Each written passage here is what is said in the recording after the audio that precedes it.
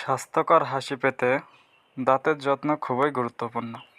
চলুন জেনে নিই কীভাবে সঠিকভাবে দাঁত পরিষ্কার করতে হয়। প্রতিদিন অন্তত দুবার দাঁত ব্রাশ করুন।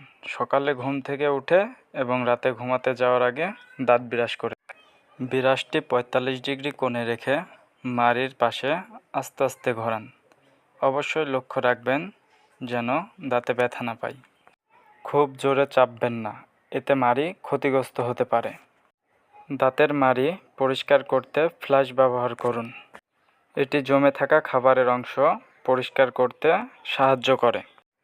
মুখের ব্যাকটেরিয়া কমাতে মাউথওয়াশ ব্যবহার করুন, যাতে করে মুখ সতেজ ও তাজা থাকে। দাঁতকে ভালো রাখতে হলে আপনাকে অবশ্যই মিষ্টি ও চিপস জাতীয় জিনিস কম খেতে হবে, কারণ এগুলো দাঁতের ক্ষয় এবং ক্যাভিটির কারণ হতে পারে। তাই মিষ্টি ও চিপস জাতীয় খাবার কম খান, এতে করে আপনার দাঁতটি ভালো থাকবে। প্রতি ৬ মাসে দাঁতের ডাক্তার দেখাতে ভুলবেন না, যাতে সময় মতো দাঁতের সমাধান করা যায়।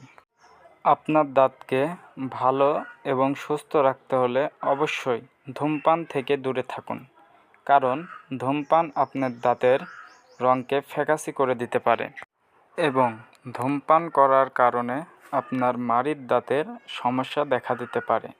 তাই আপনি যদি একজন স্মোকিং হয়ে থাকেন, আজ থেকে স্মোকিং বাদ দিয়ে দেন। এটি আপনার দাঁতকে সুরক্ষিত রাখবে।